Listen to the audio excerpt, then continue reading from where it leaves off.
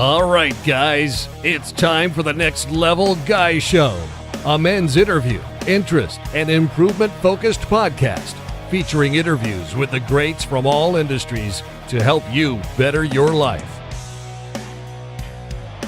Each week, a new episode features an interview with one of the greats, covering all aspects of their story, from life hacks to tips and protocols that have allowed them to live life on the next level. We then highlight concrete action steps that you can use to improve your life. And now, your host, Ian Dawson-Mackay.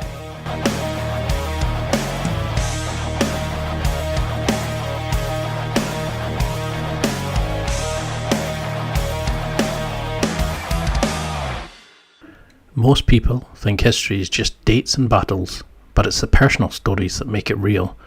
I wanted to create something where you don't just learn about history, you experience it. Whether it's marching in Napoleon's army, standing in a Viking shield wall, or surviving in a World War II tank, Survive History is all about putting you in the moment. And that's a quote from Louee Dessent-Jackson. And that's our guest today. He's a multi-talented producer, presenter, and writer who's taken the digital world by storm. Known for his captivating storytelling and passion for the past, Louee brings history to life on his YouTube channel, Survive History. Whether it's uncovering forgotten tales or reimagining iconic events, Louie's work blends creativity with a unique perspective that keeps audiences hooked. Get ready to dive into the mind of a true storyteller and discover the secrets behind creating engaging, thought-provoking, and badass content. This is an episode you just won't want to miss. And now, let's get to the interview.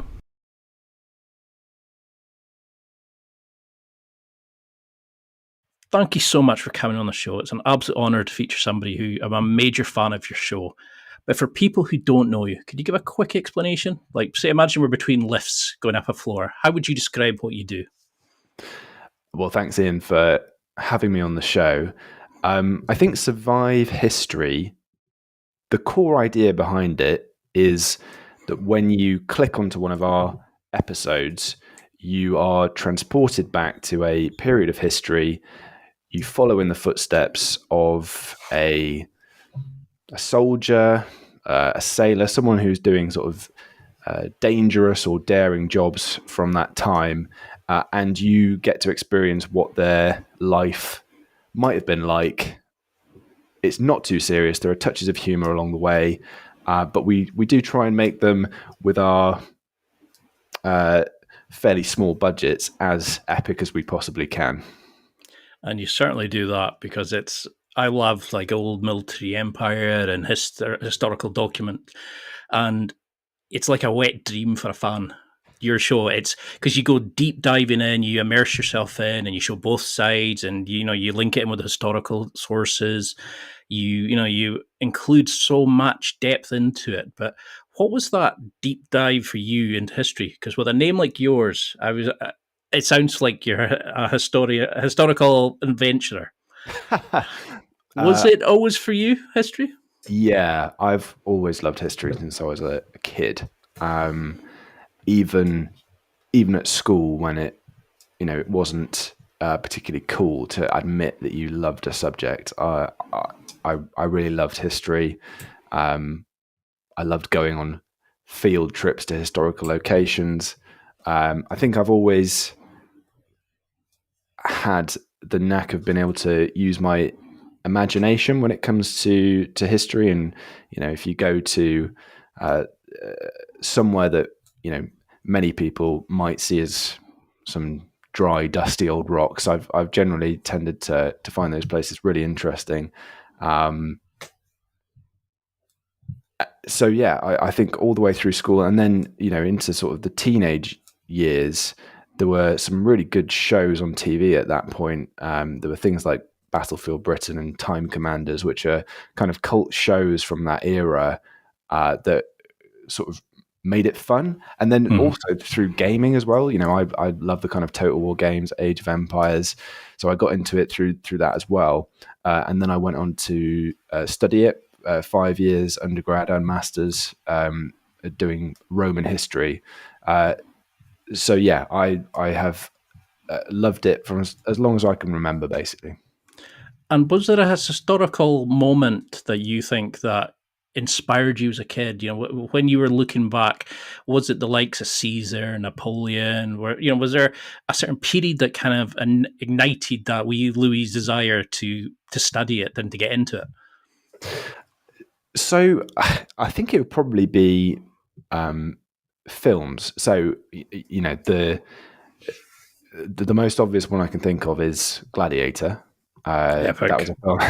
Obviously that was a film that came out when I was about 9 or 10, and I was too young to watch it, but did, and thought it was amazing. And sounds a bit cliche that would be the reason that you go into studying ancient history, but that was certainly a key factor. And there were there were lots of great series and films and games, as I mentioned at that time, that really inspired me. So I don't think there was a specific moment that sparked my interest. I mean, I have to kind of thank my parents for indulging my interest and taking me to places that I wanted to visit and that kind of thing. But yeah, it was always there, really. Because that sounds ideal to me. I mean, I was over in Greece, Cyprus, and seen some of the ruins from the Roman Empire, and like you admire the intelligence and the logistics of like just getting water from seas into inland for them, and how they built stuff like previous structures from prehistoric ages and stuff. It's truly inspiring. But does it scare you that a lot of people get their understanding of history now from video games and like the likes of, I don't know, like Game of Thrones and things like that? That people are not got that kind of teachings of history that we used to have as kids? No, I don't think so. I think anything that actually brings you into the topic and makes you want to find out more about it is absolutely fine. I think so series like Game of Thrones. I'm trying to think of other series that I've watched recently that are absolutely historically inaccurate but fantastic. I actually watched Gladiator 2 this week, which was really entertaining, absolutely, completely bonkers and not historical. But if you're a kid watching that, I'm sure that you are going to go and well, maybe not read, but perhaps Google about the Roman Empire and try and find out more. And yeah, there's certainly nothing wrong with that. Because that's something I did find was like there's a lot more podcasts now based on it, and a lot more people are kind of getting interested by playing it on Assassin's Creed. And I was just double checking on my phone there. There's one called Echoes of History, where the guy talks about history based on the Assassin's Creed legacy. And I like that idea of, okay, we're going to pull you in and we're going to educate you on it. But how did you go then from reading about it and understanding it to living it to showcasing it and educating us on it? How did you go, in a long way of saying, how did you start the channel? What was the inspiration from just being the academic to being the creator? So I was working in news for quite a long time, and the thing that I sort of developed an expertise in, not necessarily deliberately, but just it was the way that my career went, was in YouTube. And eventually a job opportunity came up at a company called History Hit, where they wanted a social media manager. And the combination of my expertise in YouTube and history was my first taste of actually creating history documentaries. I'd done quite a lot of video editing and producing by that point, but actually kind of combining those two passions, I was able to learn quite a lot from doing that. And I think the thing that probably surprised me the most was just how popular history content was online and among young people as well. And so, I mean, the channel itself came about during a period of some adversity for me, because I actually was made redundant from my job, we were about to move house, and I had my first child on the way. So probably not the obvious time to start a YouTube channel. But I had about 2 months where I was searching around for jobs and had this incredible drive and this basically desire to do a lot of things that I'd kind of thought would be a good idea throughout the first 7 or 8 years of my career, but I'd never got round to. So things like, creating your own website, marketing yourself, those type of things that, you probably should do if you're in this kind of business, but can sort of seem quite low priority. And the channel, because I had some quite good contacts through the work I'd done in making history documentaries already, particularly in the reenactment world, I saw an opportunity to create a channel that was this fully immersive but fun documentary channel, and I knew that it could be done with a very small number of people, and it just so happened that at the time the Napoleon film, the Ridley Scott kind of biopic, was on the horizon. It was coming out sort of in a few months' time, and I thought, I kind of took a gamble and thought people are going to be really interested in this topic. We've already mentioned the crossover between popular culture and history, and that being a way that gets people into it. Yeah. So that was my punt, making a full-length documentary on the life of a soldier in Napoleon's army, and it worked. It was instantly popular. And for a new channel, or a first video on a new channel, to gain now over 1 million views, that's not an easy thing to do, because I've set up various channels before where that's not happened. Believe me. So I knew that I was on to something with this format. Because when you look at your stats, you can understand it, because it's like every little boy's dream to play soldiers and be these historical figures. And I remember one of the comments, you put up a thing about, say, could you be a rifleman in the cavalry army? And somebody immediately put, no, I couldn't. It's just like, we all imagine we could be these great warriors and we could do these amazing things. But when you see the scale of it, and to see the small amount of people that's involved in your channel, I expected like tons of experienced guys, producers. I expected light show, because the quality, the depth, the realism, the focus, and the widespread of how much you entertain as much as educate is amazing. And I love your show. And like I was saying to you before we started, I would love more and more episodes, but I know to do that, you have to put an amazing amount of quality into it, and you should be super proud of what you've done so far. But how do you find that role between becoming the creator and not the viewer? How did you overcome that initial fear of jumping in at such a difficult time for you personally?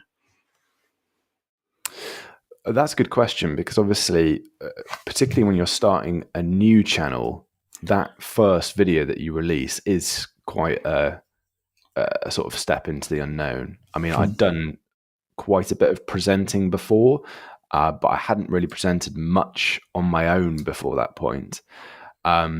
So it was a leap of faith. I think what set it up quite nicely, that first episode, was that I'd had quite a lot of time to research it. So, having no job was brilliant for reading about Napoleon's army and the sort of the life of the soldier. So I probably put more research into that episode and ended up not using 80% of the sort of cool facts that I'd learned. So yeah, a lot of research, a lot of thought went into the script, and I knew the guys that I was going to be working with, who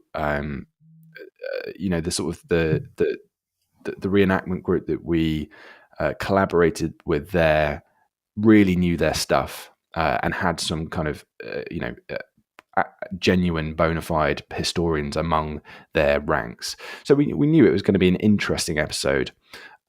We knew it had a chance to be successful because people would be searching for the topic. But still, I think anyone who posts on social media will know on day one, if you've got, a handful of views, you are, it's a sort of heart and mouth moment. You're like, was this a good idea? Should I pull it? And then luckily, with that one, the algorithm sort of took over, and within a few days, it was flying. But yeah, it's definitely hard. Hard for anyone, I think.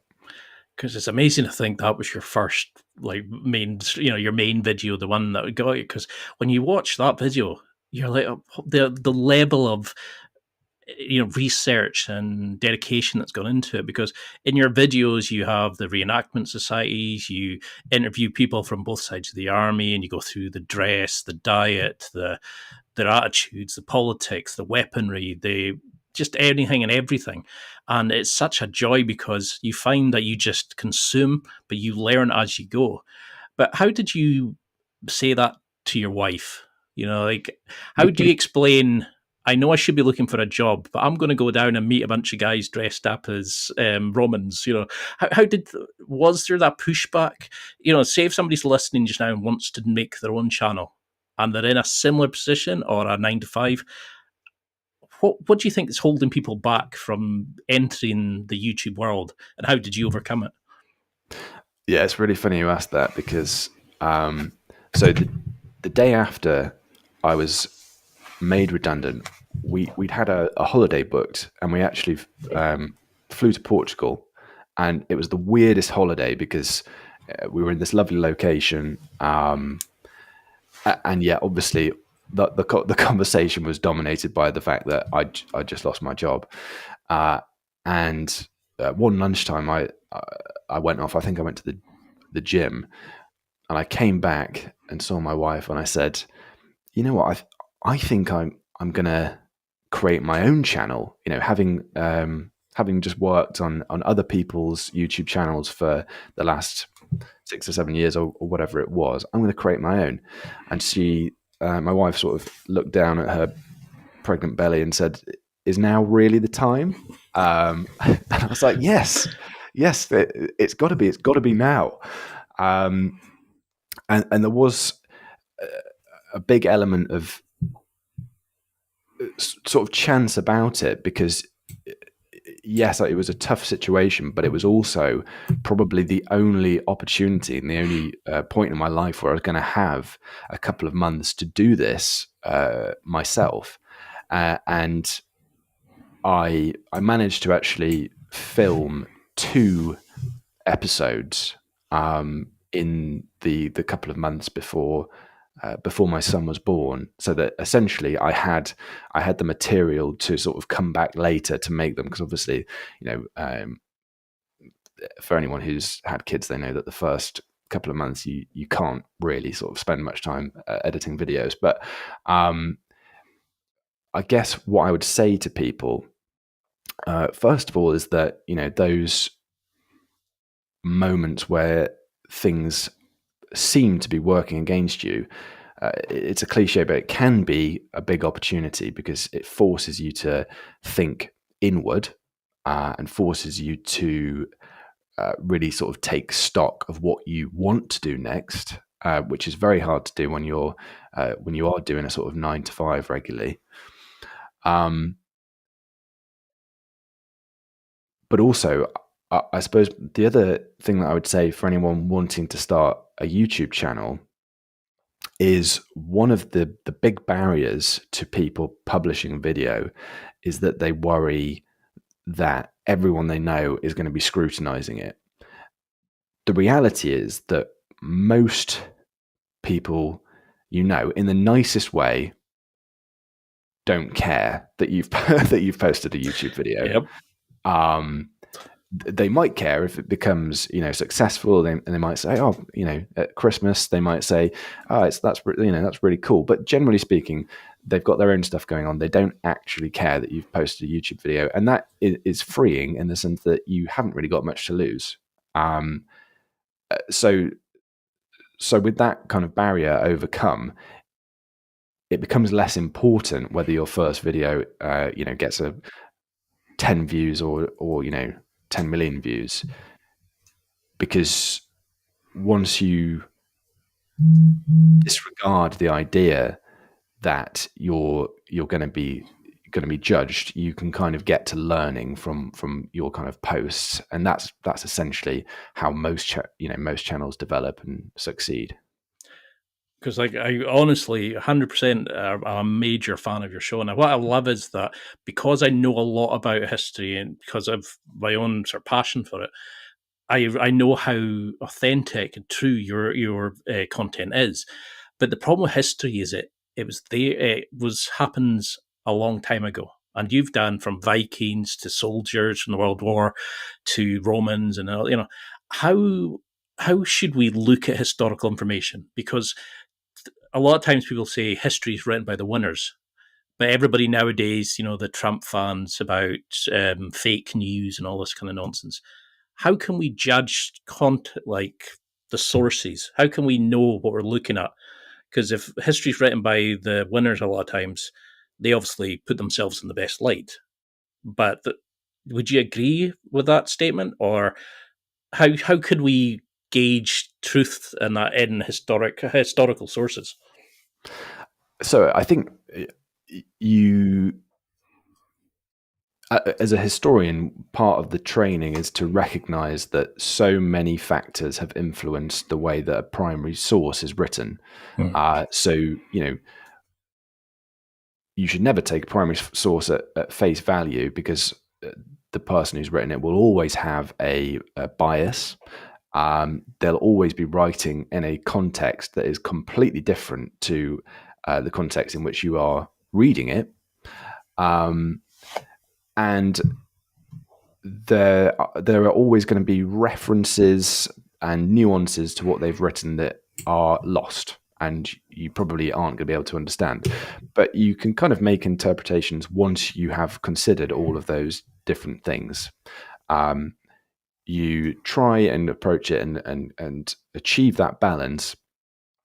But ultimately, no one who is a consumer of history wants someone to sit on the fence about everything. Once you've kind of considered that evidence and you've used your training in that way, you then need to form your own opinion on it. Otherwise, it's kind of it's meaningless. You're just kind of presenting a list of problems with the evidence. So I certainly try to be balanced. I mean, it's funny that you bring up the idea of sort of fake news, and there is this trend in history that history, of like everything else, is getting dragged into the culture wars a little bit, which is fascinating in some ways and quite depressing in other ways, because history is all about nuance, and as soon as you kind of forget that and lose it, you are essentially just trying to use a historical narrative to suit something that you want to achieve today. So I think with my channel, I try as best as I can to stay away from that, to kind of be quite confident in the arguments I make, and obviously there are times where I know that I've got certain things wrong, but generally speaking, the research is there, and I think when I write my scripts, I'm quite careful that each line is written in such a way that it is defendable, because YouTube is a place where you'll be quickly corrected if you make a big mistake. Because that's what I used to hate when I would go onto like Twitter and people would be arguing about things and their sources were a .com or a .co.uk, and you're like, no, that's not how we look at, and because like I'd worked in a university and people were just believing what they would see, or they would be like how the media were the soul-sucking demons of the world, and you're like, you could argue that the media intervention helped the war effort by showcasing it in a positive light, and they helped in World War II, etc. But suddenly it's this thing of, well, they say bad things about the people I like, they must be bad. And I think people have kind of forgotten how to analyze a source, understand a source, and actually not just pick one that celebrates what you want it to say. And it really does bug me, but as a whole podcast on its own, to be honest. When you're doing your videos, why did you not go for the likes of like Napoleon, Caesar, like the main historical figures? Why did you go sort of the deep dive into the sharpshooter or the Roman front, legionary? Was it that kind of thing of you wondered about their life, so you want to showcase the beauty, the disgust, mayhem that these people went through back in the day?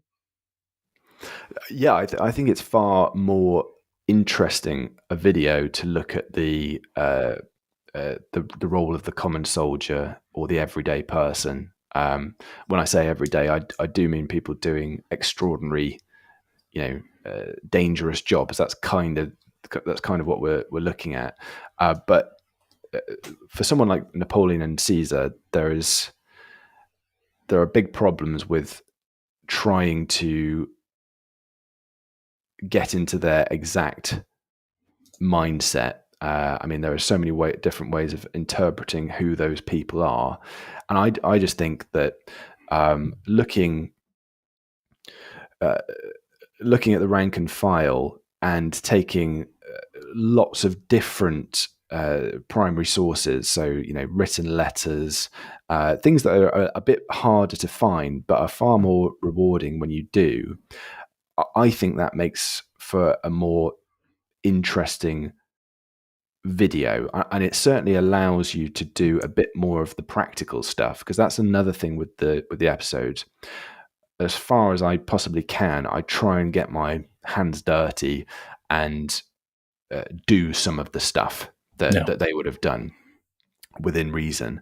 And then there's also the fact that a lot of the living history groups we work with, they are focused on the everyday soldiers. That's who they want to portray. And yeah, I think it's certainly more of a universal experience, and it makes it easier to ask the question, could you survive as, if you are able to put yourself in that mindset and genuinely believe that if you were alive during that time period, you could actually have been asked to join Napoleon's army or fight in the English Civil War. Because that's what I love about it. It's like you hear like letters written by people that have been found in the local area or like inscribed on tablets. And, there was one where you talked about Tom Plunkett, the sharpshooter who went up on a church roof and shot 20 soldiers and then ran off and did it again somewhere else, and who have you, from your sort of your videos, what people kind of jump out? Are there people that you have sort of blown you away by what they've done, by the sources that you've read, or are there people that stood out and you thought, I need to do more about them because of their amazing contribution to the war or that time period? It's sometimes the guys who are nameless, other than this one piece of evidence, that fascinates me. So, for example, you might have a letter of a soldier describing an outbreak of typhus in Napoleon's camp. And the way that they describe it is just so horrific that you feel like you're there with them, and you're transported to this. This particular example I'm thinking of was during the kind of retreat from Moscow, where something like 90% of Napoleon's army didn't make it back to France. And when you go much further back in time, and when you're talking about the Romans, perhaps the only piece of evidence you'll have about someone's life is their tombstone. And that is the one connection you have. They've chosen, or someone they know has chosen, to record certain details of their life that tombstone. Why have they chosen what they've chosen? What are the gaps that they're leaving out? And can we fill those gaps? So for all those reasons, yeah, the people where you find a small jigsaw piece of evidence and have to use your imagination to sort of fill in the rest of the picture are the people that interest me the most, I think. Because that's what we noticed when we went to like Cyprus. I mean, it's just one of these sort of random things. We found a little fort, and you had the cannons and defending the seafront and all that. And then, as you went in, the British had used it as a gallows in World War II, and then it had been previously used in the gallows in other times. Where, they actually written on the wall about how they had people from the outside could see through this little crack, and they could speak to each other the night of the condemned and all this sort of stuff. And it was quite amazing you start to visualize it. And I think that's the beauty about your show is you're not just reading, it's not just a textbook. You're actually showcasing it. You're in the moment. As you're doing it, we kind of follow along as the viewer, and it's like you're experiencing it too. But how do you balance between entertainment and education? How do you make sure that you don't go down the Gladiator 2 route, shall we say, of throwing animals and all sorts in that would never have existed? But how do you balance that two thing of I want the views, but I also need to educate people? That two sides of you. Yeah, I mean, well, we don't have the budget for sharks or baboons yet. You'll get there. Hopefully, we'll get there. Yeah, it's a really good question. So when I'm doing research for the episodes, I'm always looking for the sort of nuggets of information that I think will surprise people or change their perspective, or the perfect sort of nuggets are the ones that bust myths, for example. So when I'm writing the script, I'm trying to make sure that everything that I'm saying is going to engage people in some way. And I think once people realize that at the core of the video is quite an interesting story, and hopefully they think it's well researched, at that point, I hope that the audience sort of allows the sort of touches of humor that come into it. And the touches of humor, they generally tend to sort of be made up with me and the kind of me and my team on the day. We'll think something's funny as we're sort of filming on set, and we'll just do it. And if it works on camera, we'll keep it in. If not, we won't. But I think we've reached the stage now with the channel where we know that the audience kind of permits that little bit of fun, because they trust that the key information is there as well.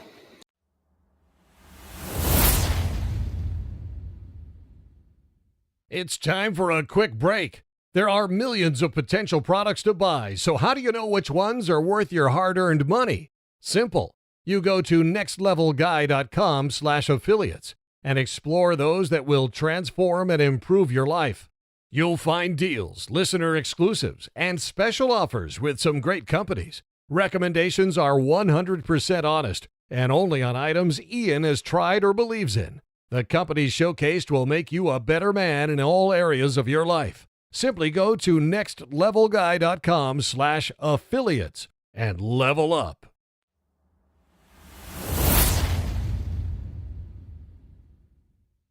Because it comes across of like how much fun you have, but also just the calmness you have behind the camera. Because even when you're doing riding horses, or you're fighting a Viking woman who's throwing an axe at you, you always seem to be just in that moment, and like you're a natural presenter is probably the best way of saying it.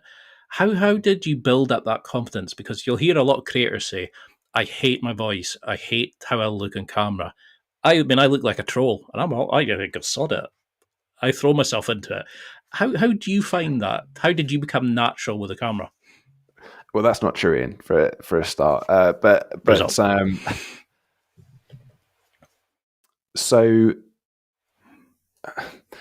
the presenting, I think, developed out of a confidence about what I was saying, a confidence that that probably comes firstly with a bit of age and an expertise and knowing your topic well. I don't think I would have felt so confident, sort of perhaps in my early 20s. And I think being true to yourself as well when you present. So I am not a YouTuber who is going to be sort of shouting at the camera and and sort of jumping up and down with excitement at things. That's not necessarily my style. My style is more almost a kind of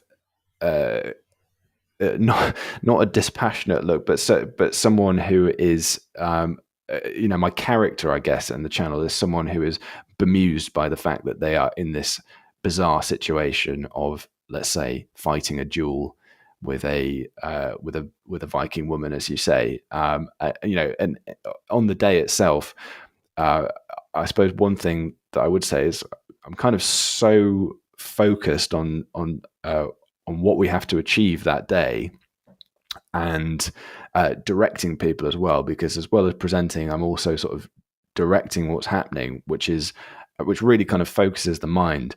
But with that, you absolutely lose all inhibitions and a sense that or any awkwardness about what you're doing. You just kind of have to get on with it, and so that's kind of freeing.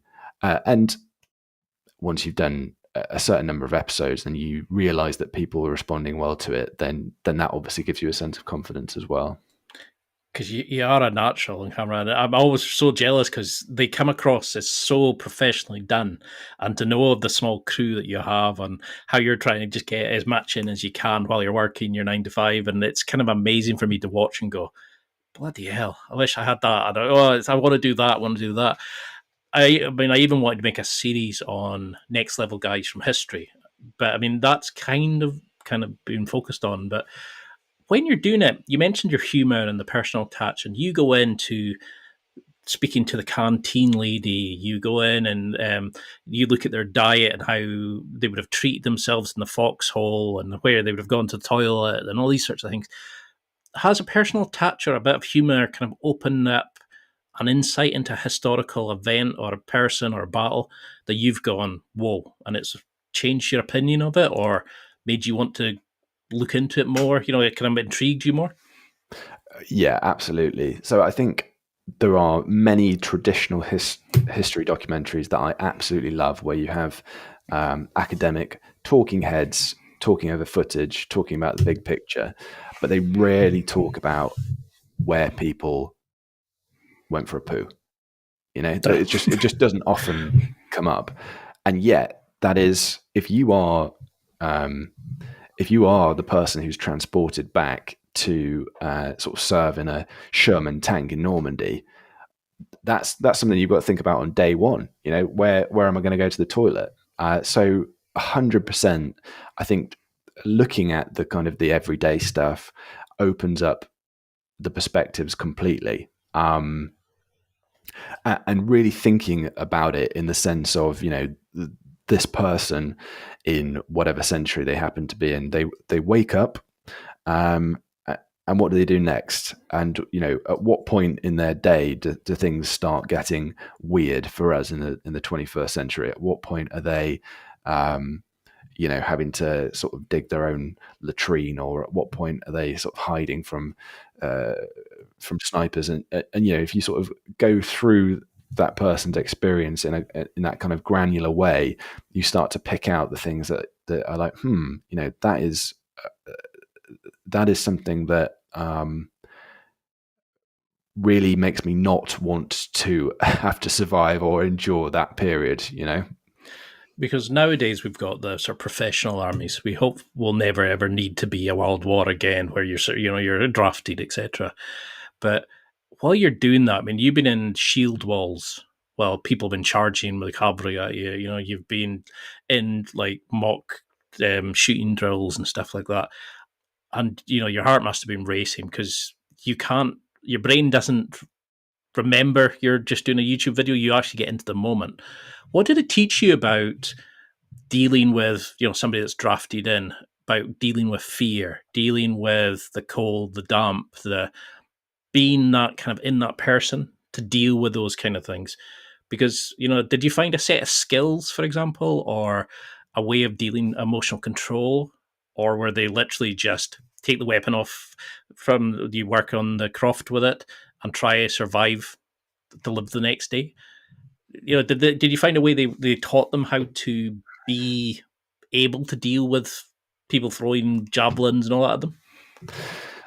So I think I would say generally in our episodes we're always pretty safe. Yeah.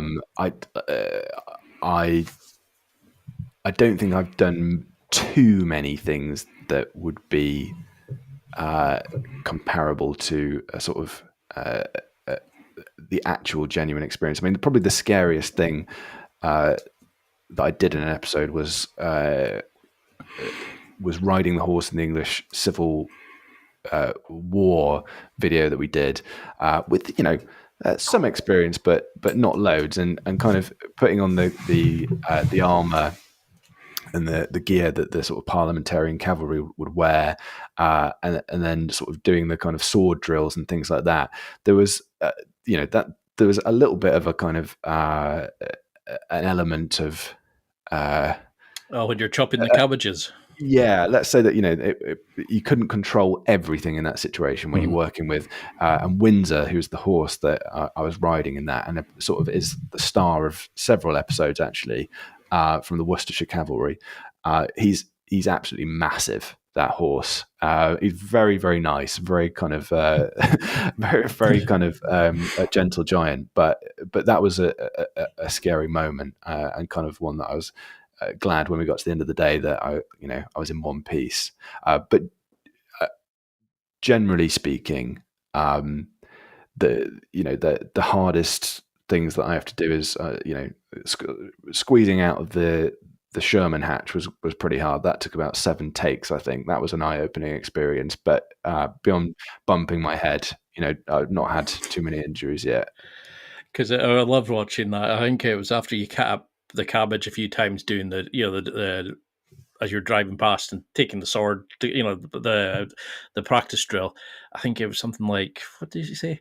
It was like, now that we've killed a few royal vegetables, we can now do the real thing. Yeah. And I love that kind of the humor that goes into it, because you kind of realize is a lot of this life would have been drilling, sleeping, eating, shitting. It's quite amazing to look back now. How do you think you've looked at like the likes of the Romans to the Vikings to the World War? What has it kind of shown you about our changing attitudes towards war, to history, to, like now that we've gone to guns instead of just two guys twatting each other with swords? How do you think that's shaped on our opinion to war, etc.?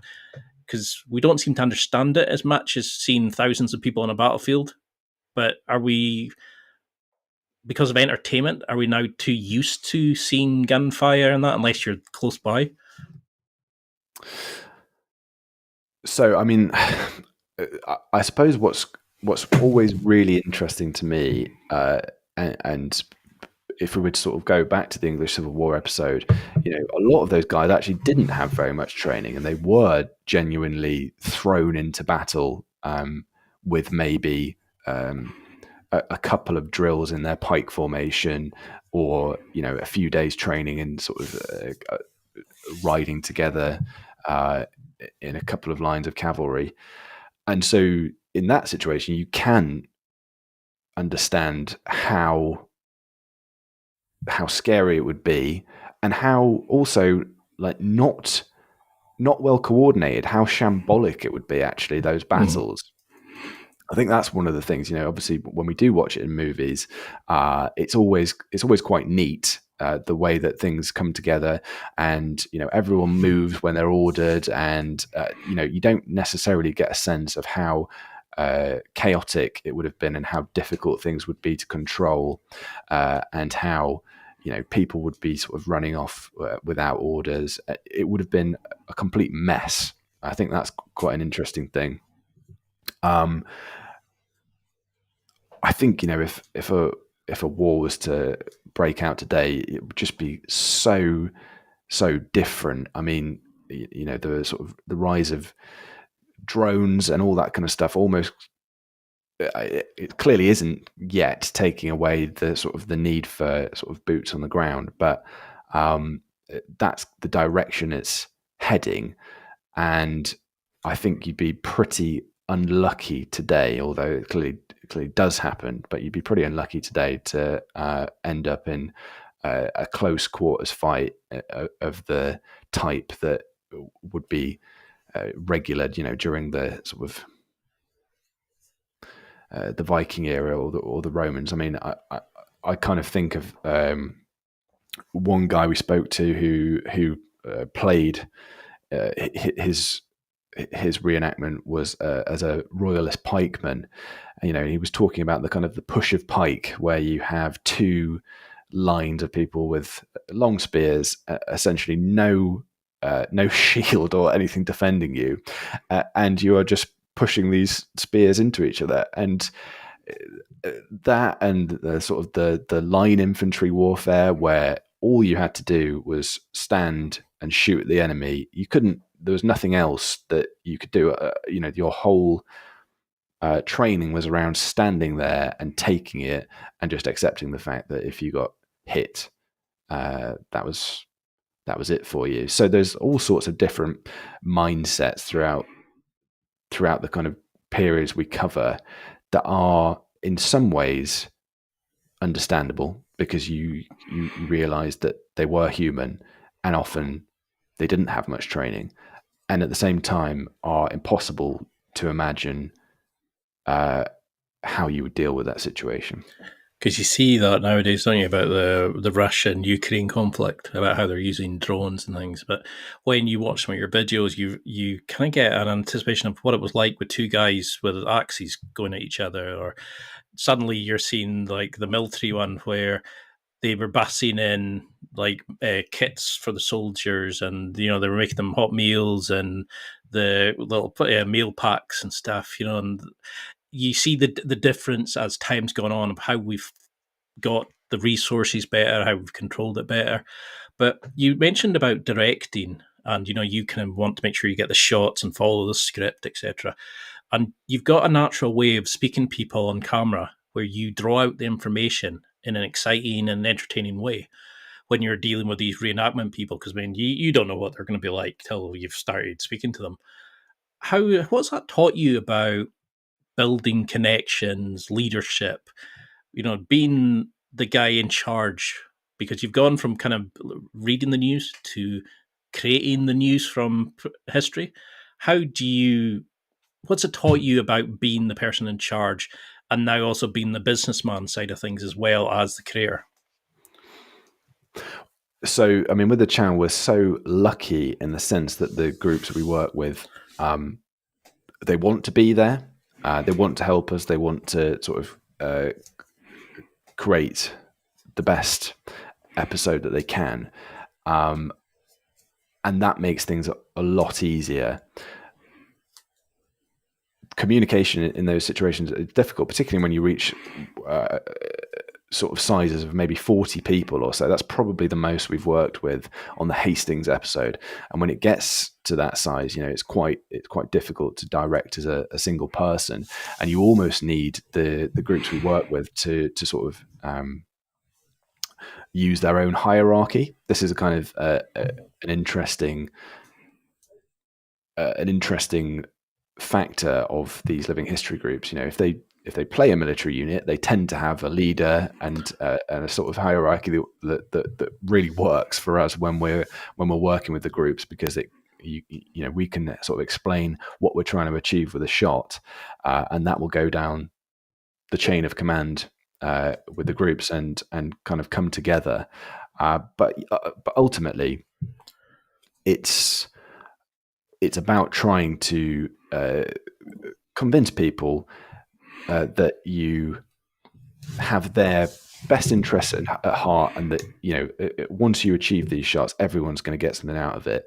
So I think we hope that the groups we work with gain the exposure from being in our episodes, and they get the chance to appear on camera in a way that's edited to make everyone sort of look good. I mean, we want to create a product where we're never going to achieve sort of Hollywood levels of production, but we want to create something that's really well produced. And so I suppose that's an opportunity for everyone involved. Because it definitely comes across that in the video of how you go out your way of showcasing everything. You don't make it, you don't go, oh, well, she's just a lady serving food, she's running the kitchen. You go in and find out about her and her experience and what she would, what she's learned from being part of the reenactment. So you give everybody this sort of shining light to let them be the star when you're talking to them, etc. What would you say to people who wanted to get involved in that or learn more about the history? Where would be the first place?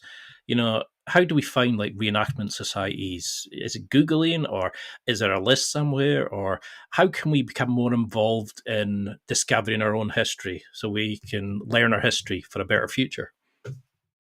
I mean, so what I'd say first of all is you probably need to have a real passion for a particular time period, because it is a big commitment. Sorry, that's my alarm.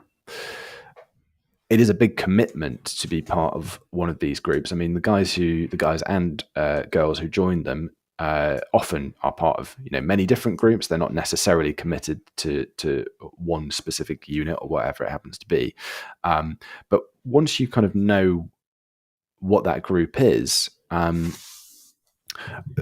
my advice is probably to go to living history festivals and speak to them, because ultimately, as well as the historical side of this, a lot of people go into it, I think, for the social side.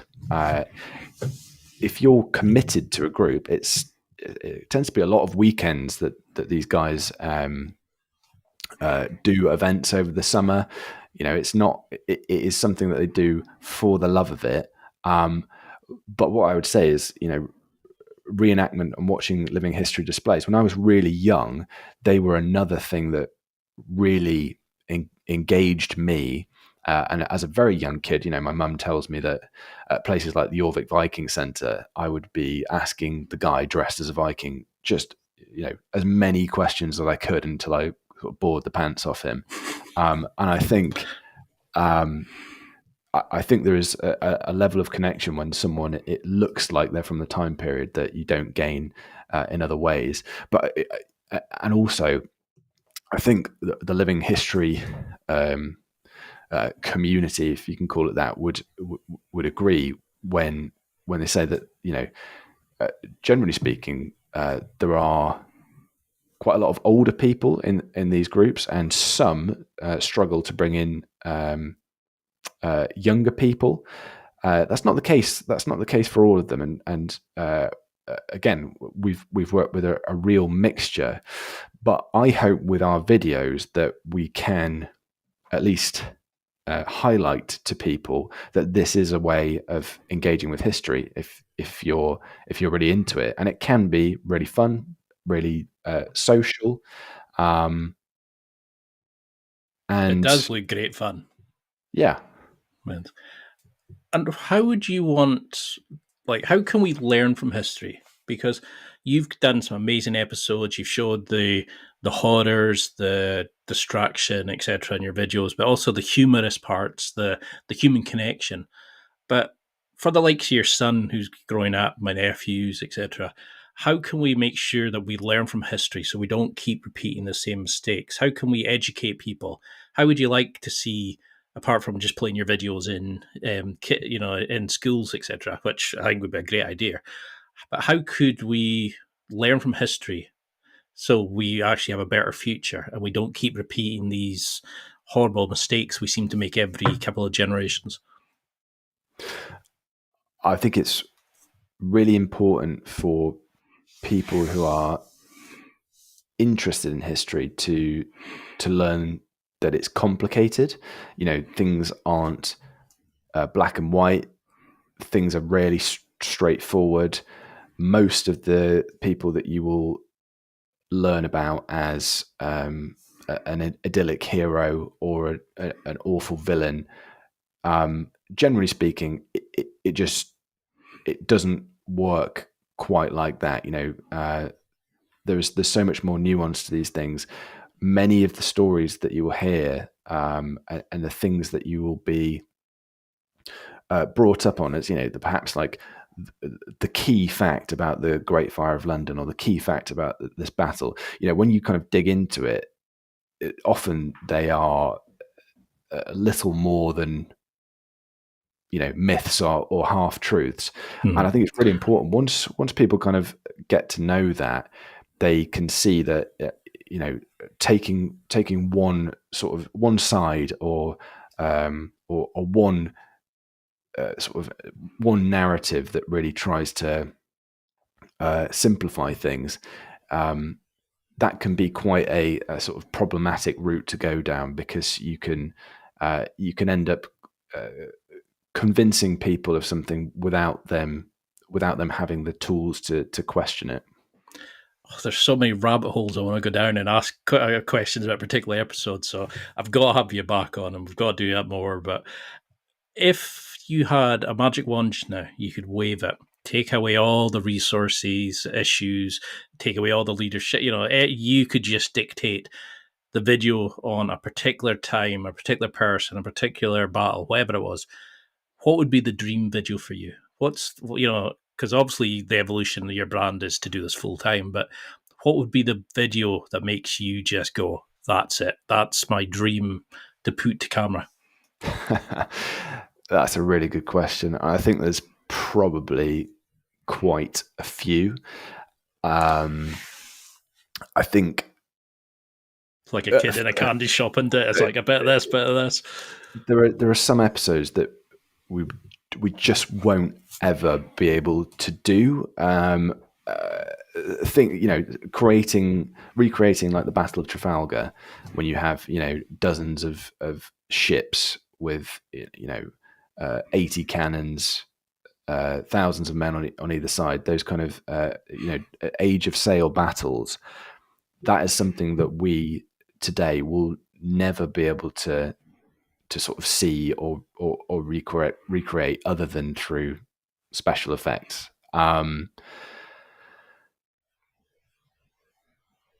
trying to think. There are so many. I mean,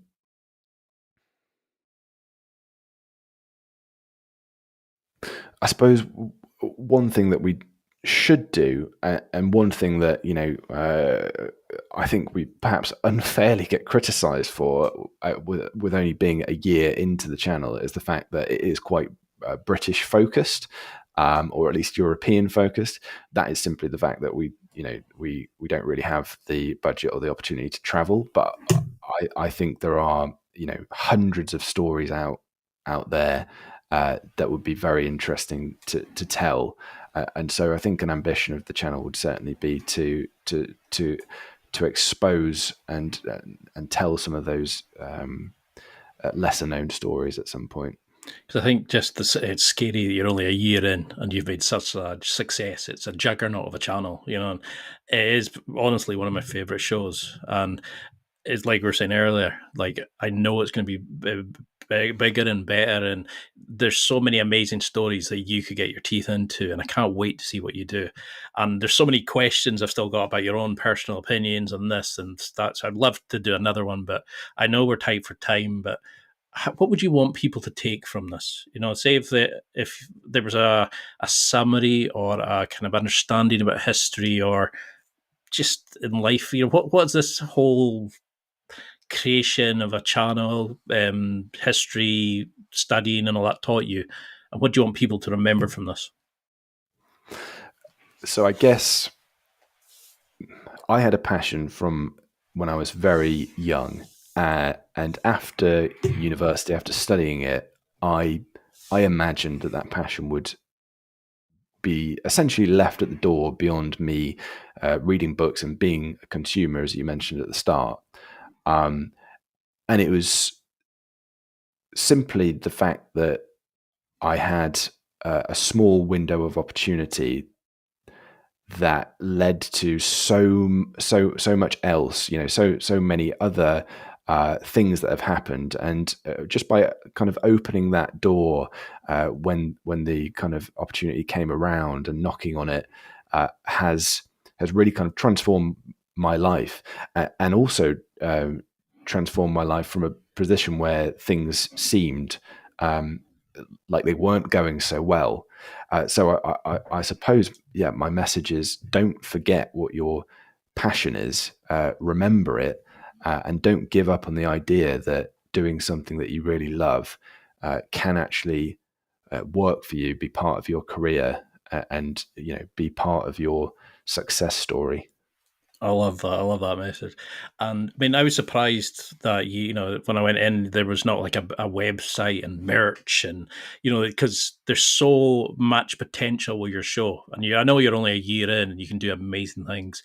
But how can people follow this journey? How can we, before we start seeing you doing the David Attenborough style shows, and you're everywhere, which you should be, because it is amazing you do. How can we follow this journey, and before the books and the TED Talks and all that sort of stuff? How can we follow you and find you on social media and just watch the show? So at this point, I think searching Survive History on YouTube, trying out an episode, I suppose what's good about the channel is if you like one episode, there's a very good chance you're going to like the rest, because the format is quite similar. They just sort of take you to a different point in time. So following Survive History, engaging with us, asking us a question. We try and give people quizzes and polls and things in the community area. I personally love the comments. There are some comments that really make my day. So, for example, we've had people say to me that they have shown it in schools, for example, which really, really sort of means a lot. So I think, have a look at the channel, send us a comment, ask us a question, and watch this space.